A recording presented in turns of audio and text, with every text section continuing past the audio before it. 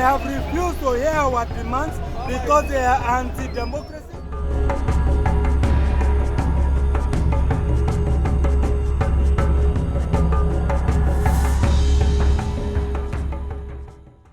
Nigeria protest. Abuja. Why are Nigerians protesting? The economic situation in Nigeria has reached a critical point. In just a year since the current president took office, inflation has soared over 40%, whilst income has stagnated and the naira has depreciated by more than twice its value before the current administration took office. This has rendered many Nigerians, including those in employment, unable to provide for their families. The economic hardships triggered this protest. Despite this, the protest has been remarkably peaceful. The protest will run from the 1st to the 10th of August 2024. Today is the first day of 10. In Lagos, the atmosphere was not as charged as in other states, especially Abuja, the seat of government.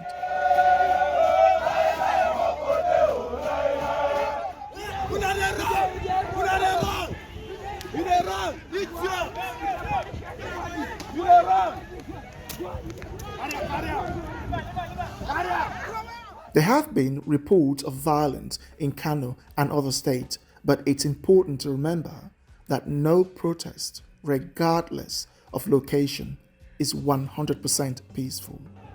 The young people leading today's protest deserve credit for maintaining an overall peaceful atmosphere. Initially scheduled for Eagle Square in Abuja, protesters were forced to move to the National Stadium. The Nigerian police force and other security agencies were there to maintain law and order. As a number of protesters surged, they ignored the National Stadium perimeters and headed for Eagle Square. This was when the tear gas started landing. The police and other security agencies had to disperse the crowd. It was that provocation that drew the minor violence witnessed today. The protesters are young. Their future depends on old people who comprised the least of the Nigeria's demography. A country with an average age of 18 is ruled by those whose average age is almost 60. A government helicopter has circled around the city's skies throughout the day. The immobilization of both uniformed and disguised security personnel has flooded the city. Intelligence was being gathered to quell any potential violence that may change the peaceful atmosphere of the protest. Protesters were picking up the tear gas canisters and hurling them right back at the security personnel who shot them.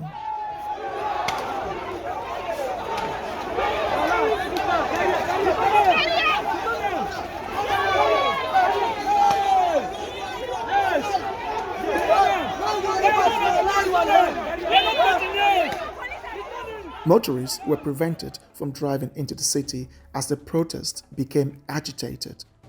The level of commotion and emotion is approaching a point where it could potentially escalate into violence. We've learned that a court order restricts protesters to only the National Stadium. Additionally, 2 protesting groups were present at the National Stadium. One, the anti-protesters, and 2, the protesters themselves. The well-being of the citizens is not paramount to the leaders. It's quite unfortunate. The anti-protesters were paid to disrupt the youth protest. At one point, fighting erupted amongst the anti-protesters as their promised payment wasn't fulfilled. Protesters marched from the National Stadium to the Federal Head of Civil Service to the Federation Office, covering a distance of over 7 kilometers. As previously stated, the military and other security agencies prevented protesters from protesting in Eagle Square, Abuja. The protesters have therefore been forced to move to the Ministry of Foreign Affairs, where they were tear-gassed again. The atmosphere was mixed with a semblance of an awkward gathering of the various Nigerian ethnic groups. In Lagos, the story was different, with no violence at all. The police were cordial, respectful, and professional. The protesters themselves were equally pacifistic. Protesters were seen moving towards the Ministry of Finance.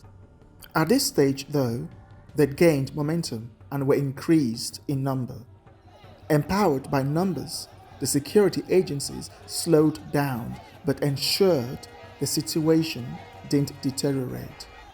Some tires were burning, branches and stones were being thrown, and there was, as usual, a lot of chanting.